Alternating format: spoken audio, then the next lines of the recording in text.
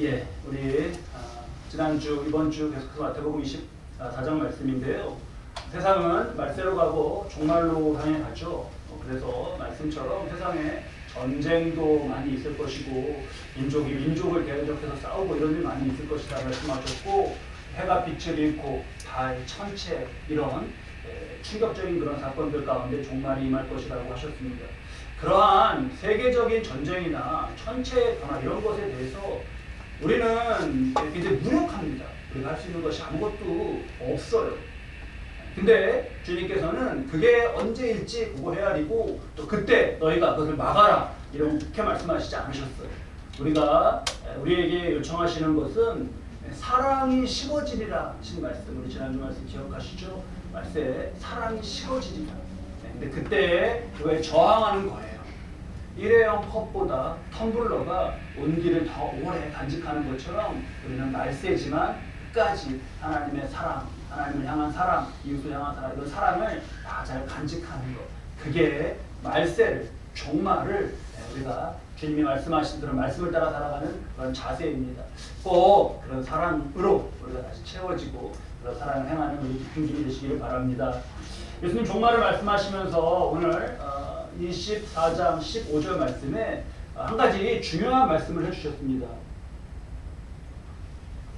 우리 24장 15절 말씀 함께 읽을까요? 그러므로 너희가 선지자 다니엘이 말한 바 멸망이 가증한 것이 거룩한 곳에 선 것을 보거든, 이렇게 말씀해 주셨어요. 선지자 다니엘이 멸망에 가증한 것이라는 것을 예언을 했는데, 그게 선 것을 보거든 이렇게 해서 이걸 보고 이게 이루어졌을 때 굉장히 이게 좀 중요한 시점이구나 이렇게 깨달아 아는 거거든요. 그러면 다니엘이 말한 바 멸망에 가증한 것이 뭐냐 이거죠. 다니엘이 말한 바 멸망에 가증한 것이 뭐냐. 예수님 오시기 전에 BC죠. 그러니까 예수님 오기 전이죠. BC 168년에 그 유대 지역을 차지했던 알렉산더의 신하로 이렇게 그 나라 세계가 막 갈라지는 가운데 유대 지역을 차지했던 안티오쿠스 4세, 신구약 중간사, 구약 끝나고 신약 시대기 전에 그 중간사 중에서 우리 성경 공부할 때 이 악한 이름만은 꼭 기억하자고 했었는데 안티오쿠스 4세예요. 그 안티오쿠스 4세가 왜 악하냐 하면, 이게 우리가 이 24장 들어서 본 그 예루살렘이고 여기 있는 게 예수님이 이 건물이라고 하신, 그리고 당시에 사람들은 성전 이렇게 불렀던 그거지 않습니까? 요 모양, 요 풍경이 우리가 익숙한데요. 요거를 딱 요 모양은 아니었겠죠. BC 168년이니까. 근데 그때도 이 예루살렘 성이고 여기 이렇게 성전이 있고 했을 그런 모습으로 요거보다 168년 전에 이런 풍경으로 한번 떠올려 보셔요. 그때 안티오쿠스 4세가 무엇을 했냐 하면 이 성전의 자리에다가 저걸 헐고 제우스 신전을 지었습니다. 제우스. 그리스의 신화 속에 나오는 제우스 신전을 졌어요. 그리고 그 안에 제우스 신상을 들여놓고 이 앞에서 구약에서 가증하다고 말씀하신 돼지고기, 돼지를 태워서 드리는 제사를 드렸습니다. 이거는 완전히 너무나 충격적인 그러한 일이죠. 너무나 충격적인 일이에요. 지금으로 말하면 어떻게 비유하면 좋을까요? 교회에서 무당이 여기 작두타고 굿하는 거랑 그런 비슷한 느낌일 거예요. 근데 예루살렘 성전은 한 곳이고 너무너무 중요했기 때문에 여기를 헐고 제우스 신상을 세우고 거기서 돼지를 태우면서 이거는 완전히 모욕하고 완전히 능멸하는 그런 것이죠. 그래서 극도로 분노한 유대인들이 이때 정말 수없이 희생되어가는 그런 싸움 가운데 이거를 이 안티오쿠스 4세와 싸우고 잠시 독립을 합니다. 그래서 다 헐어요. 제우스 신전. 다니엘이 말한 바 멸망에 가증한 것, 다니엘은 이 앞에 시대인데 이때 이렇게 예언하면서 했던 거룩한 곳에 멸망에 가증한 것이 선 것, 그 역사입니다. 자, 그리고 나서 그래도 허물어졌죠. 그리고 나서 이제 예수님이 오셨을 때는 헤롯의 이 전이고요. 근데 헤롯의 이 전인데, 헤롯의 성전인데 예수님 승천하신 후에 또 AD 한 40년 뭐 이렇게 지나가면서 로마가 여기를 굉장히 강하게 그렇게 압박하고 다스리고 하면서 다시 또 그때도 이걸 헐어버리고 부분적으로 헐고 여기에 이번에는 이 보시면 이런 상을 우리가 뭐 어디 여행 다니고 그런 많이 보지 않습니까? 황제의 상이에요. 황제. 칼리쿨라라고 하는 황제가 여기에 자기 동상을 세웁니다. 예루살렘 성전에 자기 동상을 세워요. 그렇다면 자기가 뭐라는 거죠? 자기가 이제 신인 거죠. 황제가 신인 겁니다. 저것 또한 멸망에 가증한 것이 거룩한 것의 선거예요. 이때도 굉장히 저항하고 하지만 힘이 없습니다. 너무. 얼마 후 유대는 망하게 돼요. 이런 거죠, 여러분. 우리가 하나님의 자녀가 하나님을 잃어버리면, 하나님을 떠나면 어디 이렇게 예루살렘에 이렇게 뭐 중립적인 지역으로 이렇게 있는 게 아니라 역사에서도 폭군이라고, 역사에서도 악한이라고 그렇게 평가받는 이의 통치 아래, 그가 우상으로 높여진 통치 아래 놓이게 되고 머리를 거기에 조아리며 살아가게 됩니다. 이게 하나님 자녀가 하나님을 잃어버렸을 때 생기는 그러한 일로 우리 삶의 상징적인 사건으로 이렇게 잘 받아들여야겠습니다. 자, 여기서 이제 근데 우리가 풀어야 될 문제가 생겨요. 뭐냐 하면 멸망에 가증한 것이 거룩한 것에 선 것을 보거든 그러셨죠. 이걸 우리가 그래서 역사 속에서 지금 봤습니까? 안 봤습니까? 봤죠. 예수님은 종말에 대해서 지금 말씀을 해주시고 있잖아요. 근데 우리에게 멸망에 가증한 것이 선 것을 보거든 그러면 우리 지금 시점에서는 예전 일이잖아요, 이게. 그러니까 우리는 해당이 안 되는 거죠. 왜요? 이거 다 예전에 샀던 건데. 이게 그죠, 종류가 바뀌었죠. 이걸 우리가 잘 이해해야 되는 게요. 21절이나 29절 말씀을 보면 이는 그때 큰 환란이 있겠습니다. 창세로부터 지금까지 이런 환란이 없고 후에도 없어요. 이건 마지막 종말. 이게 더 환란, 이런 환란이 없다라는 거 아니에요. 종말로 끝나는 겁니다. 29절에도 그 환란 후에 즉시 해가 어두워지며 달이 빛을 내지 않은 별들이 하늘에서 떨어 이렇게 되면 사람이 살 수가 없는 그런 종말이에요. 근데 멸망에 가증한 것이 섰을 때 그런 날이 있고 환란 후에 즉시 해가 달이 어두워져서 이게 그러면 로마 시대 때 이렇게 됐으면 오늘 우리가 살 수가 없지 않습니까? 로마 시대 때 이미 다 지구적인 멸망이 일어나 버린 거잖아요. 그래서 이게 혼선이 생겨요. 이게 무슨 말씀이지? 예전에 다 이루어졌다는 건가?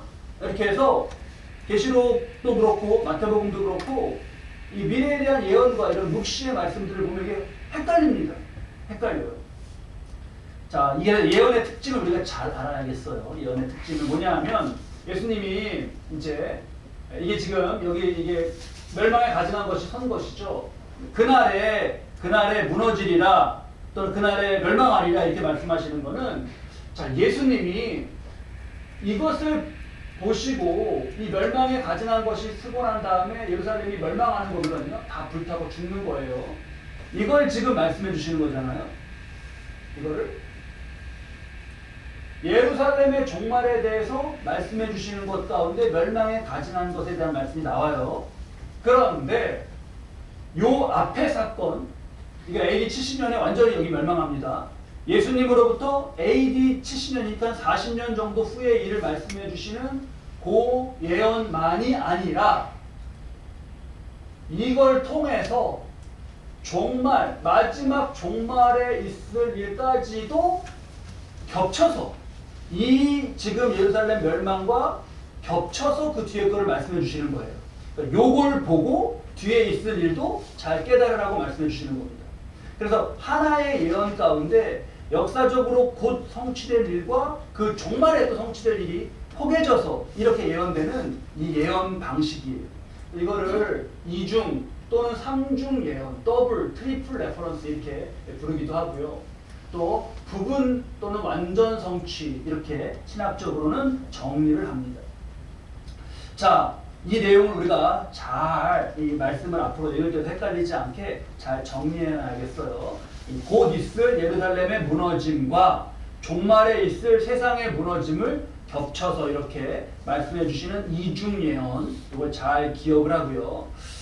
이렇게 잘 기억하면서 우리에게 실질적인 적용으로 굉장히 중요한 게 이거입니다.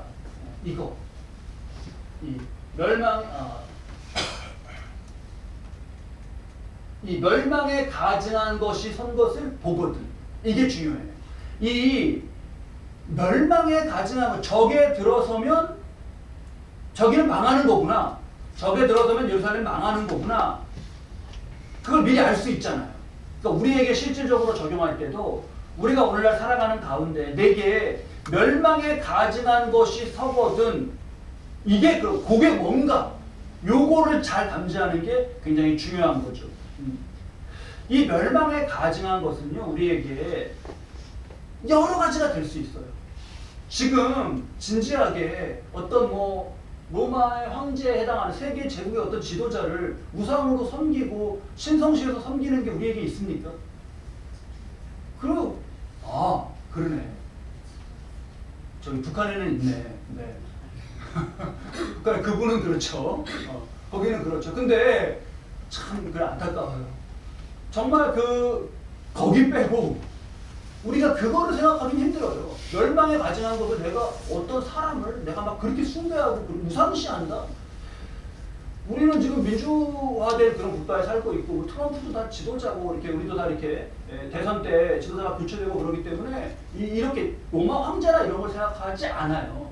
근데 그런 것은 아니지만 다른 어떤 것이 멸망에 가증한 것으로 들어선다는 거예요. 그것은 여러 가지로 생각할 수가 있는데 가령 예를 들어서 어떤 사상일 수 있습니다.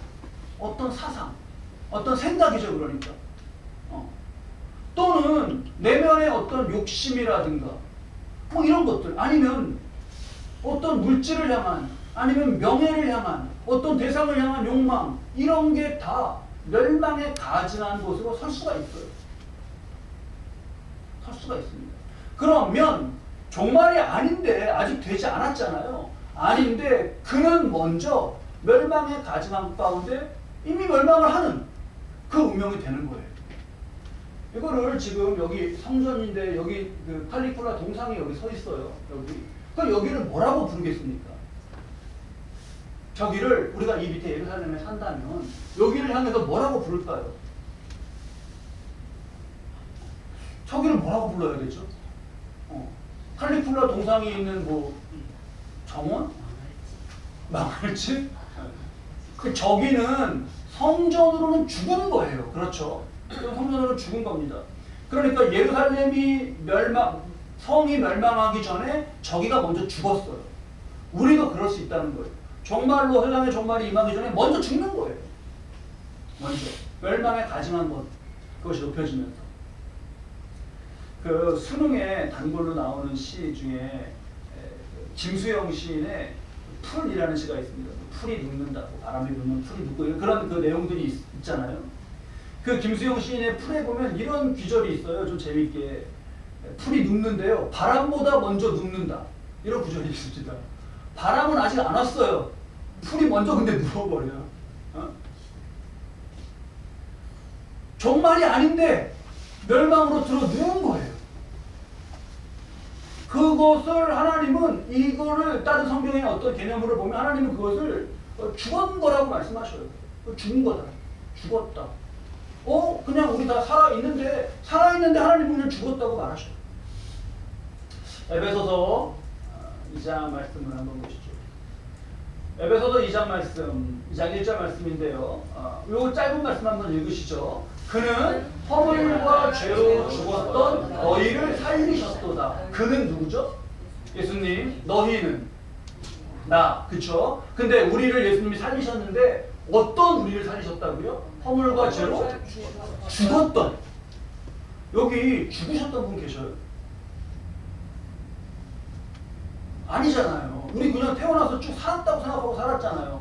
근데 성경은 그렇게 그냥 숨쉬고 산다고 산 게 아니라 영적으로 살아있는 게 산 것이에요. 멸망에 가증한 것인데 그것에 대한 의식 없이 이게 그런 건지 모르고 이렇게 살아가는 거. 가증한 것이고 그것을 멸망이라는 운명으로 이끌어가는데 그런 건 줄 모르고 모시고 사는 그 사람은 영적으로 죽은 사람. 김수영 시인의 풀시로 말하면 바람보다 먼저 누운 사람입니다. 자, 그러면 이 종말 말씀에서 우리에게 중요한 게 뭐가 멸망에 가증한 것이고 뭐는 아닌가를 구별하는 게 굉장히 중요하겠죠. 지금 아주 그냥 쉽게 이걸 우리에게 적용해서 생각할 수 있는 게 이 칼리굴라 또는 칼리굴라 이 황제의 동상은 어디에 들어섰죠? 성전에. 거기에는 어떤 분이 계시는 것이죠? 원래는 하나님이 계신 곳이죠. 그러면 칼리굴라는 무엇을 대신해서 들어선 거예요? 하나님을 대신해서. 요겁니다. 요것만 딱 가져오면 돼요. 그러면 오늘날에 그것이 어떤 것이든 간에 우리 안에 뭐가 들어와도 됩니다. 생각도 들어와도 되고 뭐 물질에 대한 소망이나 아니면 명예에 대한 그런 비전이나 이거 다 들어와도 돼요. 들어오는데 무엇을 대신한다는 거예요? 맞습니다. 그 지점만 잘 우리가 단속하면 되는 거예요. 이게 종말에 대해서 우리가 이중예언도 보고 막 여러 가지로 보고 천체 막 이런 것도 보고 했잖아요.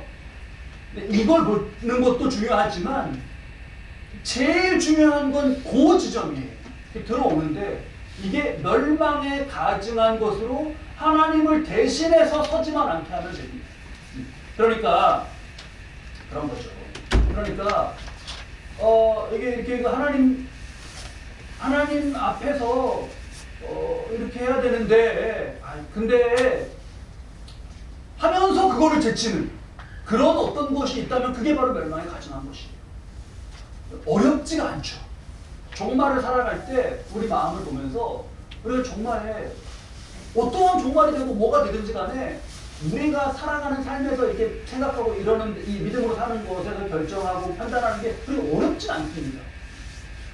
근데 어렵진 않은데 좀 섬뜩한 게 우리는 생각보다 자주 그리고 생각보다 무의식적으로 이 멸망에 가증한 것에 노출이 돼요.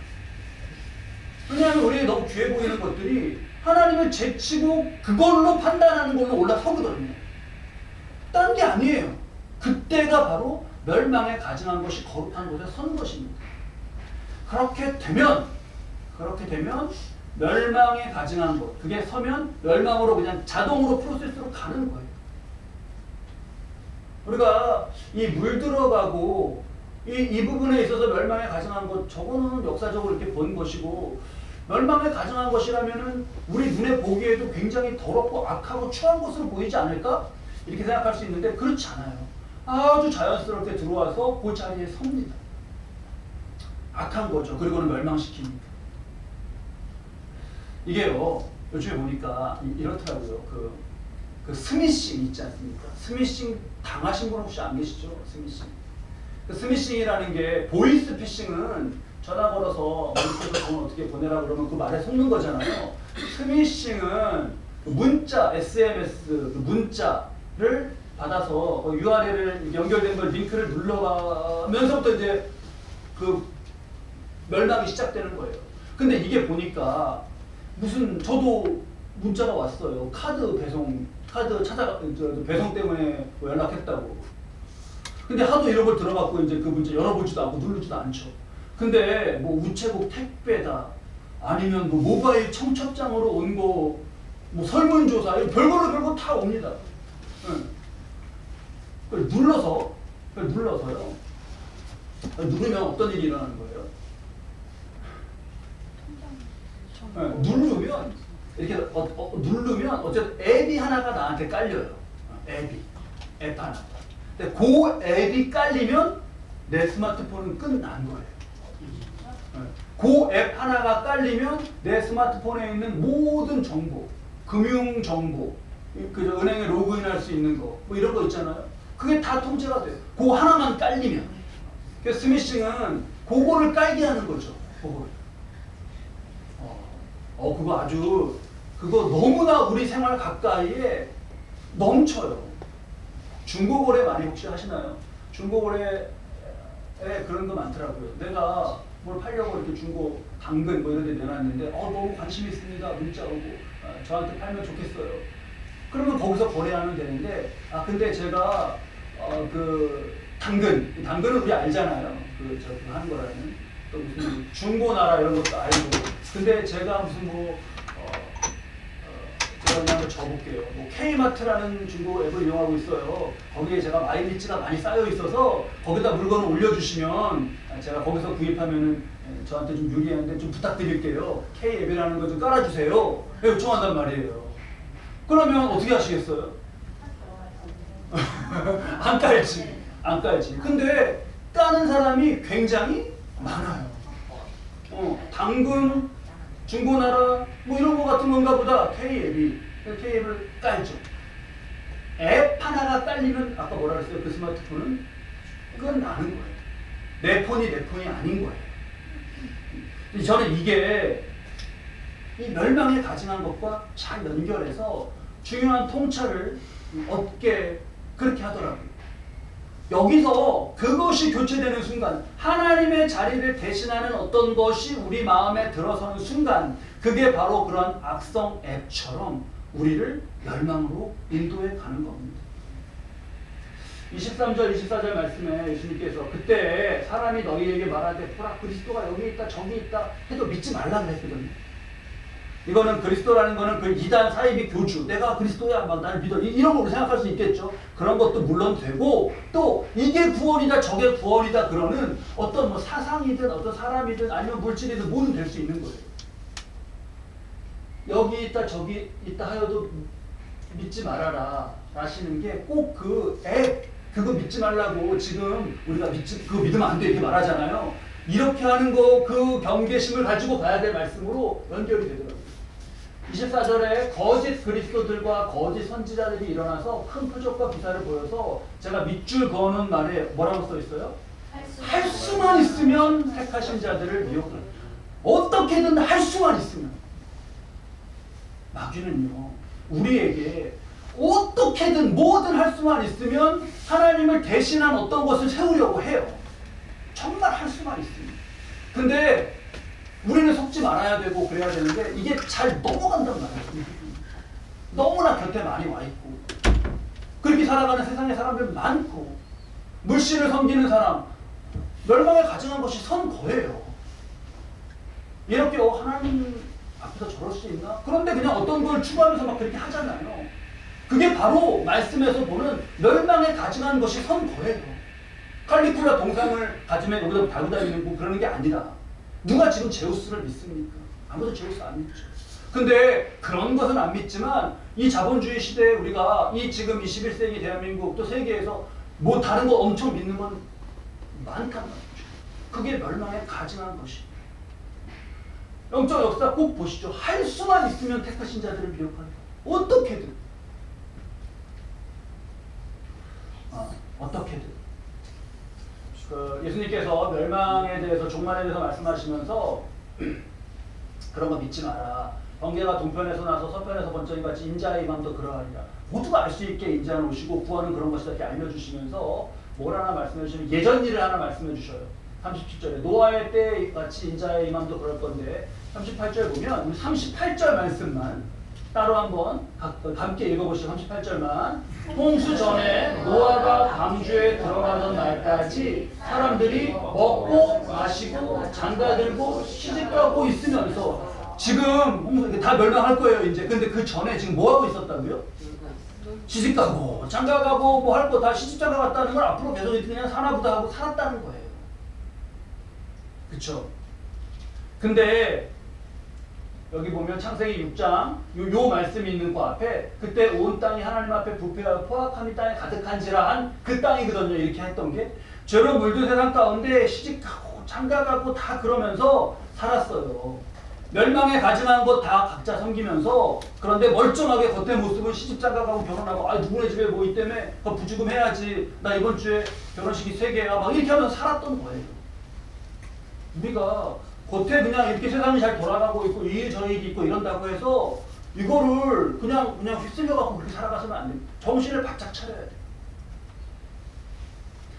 더 정신이 번쩍 드는 말씀을 해주시는데요. 예수님이 24장 41절 말씀입니다. 41절 말씀만 우리 함께 읽으시죠. 두 여자가 맷돌질을 하고 있음에 한 사람은 데려가고 한 사람은 버려둠을 당할 것이니라. 예, 맷돌질 여러분 해보셨어요? 맷돌질? 해보셨어요? 오, 해보신 그런 세대. 아, 내가 아니고, 예.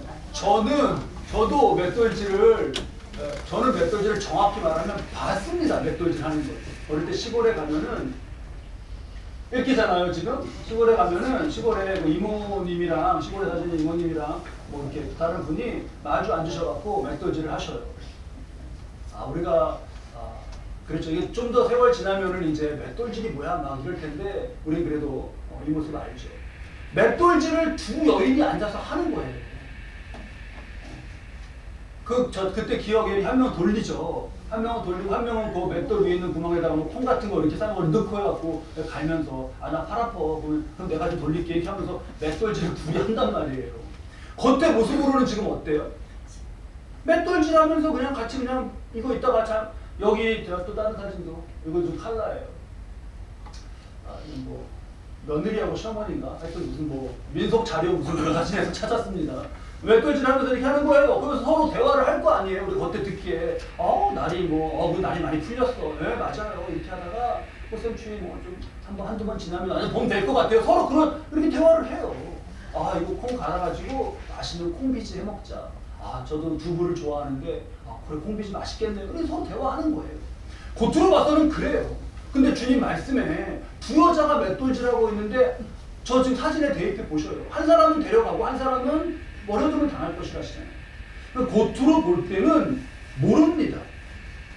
두 사람의 차이가 없어요. 근데 한 사람은 그 안에 뭐가 선 거예요? 멸망에 가증한 것이 하나님을 대신해서 서 있는 거예요.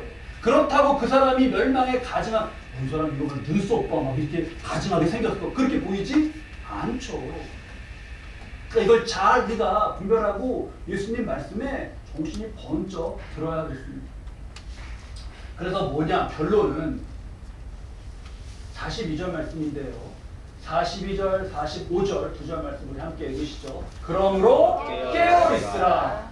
그리고 45절 읽으시죠. 충성되고 지혜 있는 종이 되어 주인에게 그 집 사람들을 맡아 때를 따라 양식을 나눠줄 자가 누구냐. 주인이 올 때에 그 종이 이렇게 하는 것을 보면 그 종이 복이 있으리로다.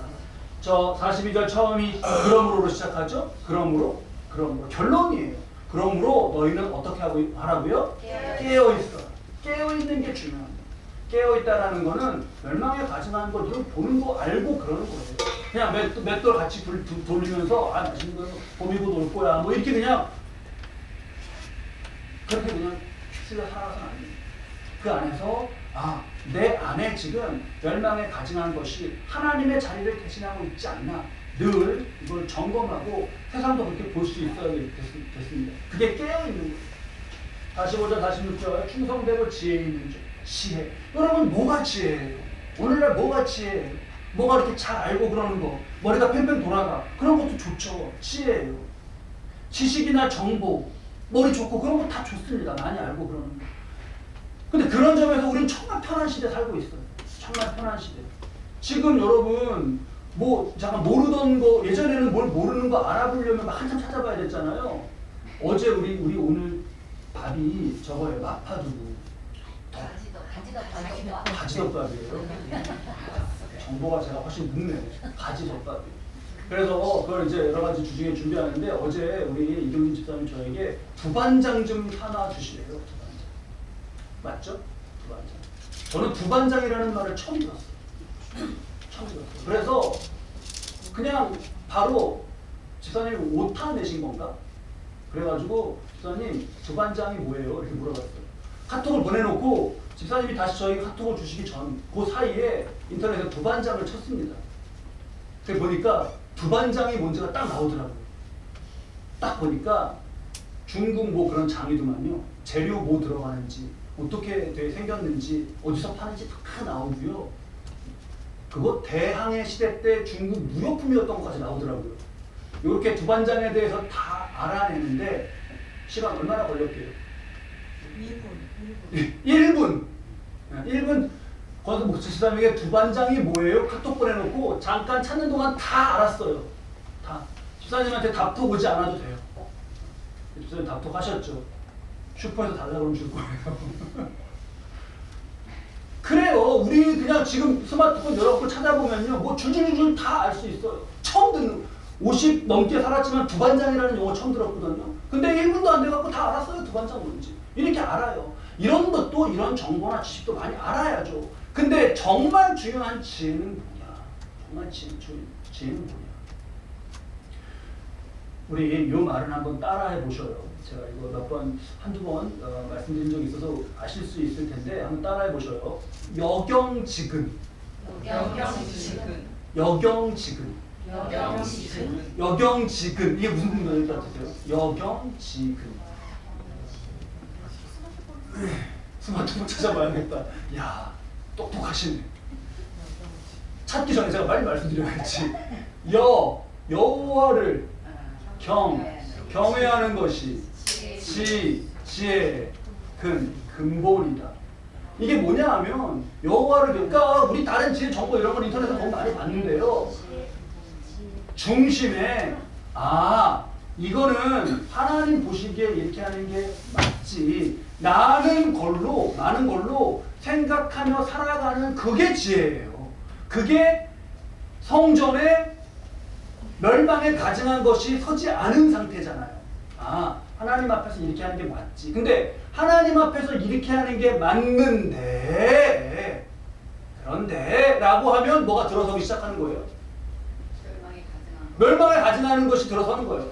하나님 앞에서 이렇게 하는 게 맞는데 근데 우리 뭐 예를 들면 우리 애가 이렇게 하면 애가 등장하는 거예요. 이렇게 하는 게 맞는데 그런데 이번에 이 건이 등장하는 거예요. 그러니까 여기를 지키는 것, 여경지근. 충성되고 지혜 있는 종. 우리는 이 지혜를 잃어버리지 않고 깨어있는 것을 종말에 꼭 지켜야겠습니다. 오늘 주신 말씀 잘 새깁니다. 노아의 때 그 시집 장가가고 어느 결혼, 노아의 때 누구네 결혼해, 요즘 결혼식은 어떻게 하는 게 대세야. 음식점 어디가 맛있어, 무슨 할인, 무슨 쿠폰 받으면은 15% 할인이야. 너도 해, 나도 해. 막 그런 정보 많이 알고 그런 것도 좋은데요. 여경지근 과연 그 만남이 결혼이 그러면 여호와 앞에서 바른 것이었나를 노아의 시대 때는 확인하지 않고 그렇게 한 거였던 거예요. 다른 멸망에 가증한 것들이 많이 다 그걸 섬기고 살았던 거예요.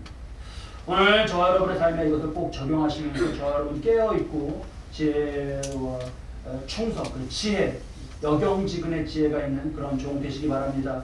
멸망에 가증한 것이 아니라 구원의 복된 주님과 살아가는 여러분의 모든 삶의 자리 되시기를 주님의 이름으로 축원합니다. 아멘. 예.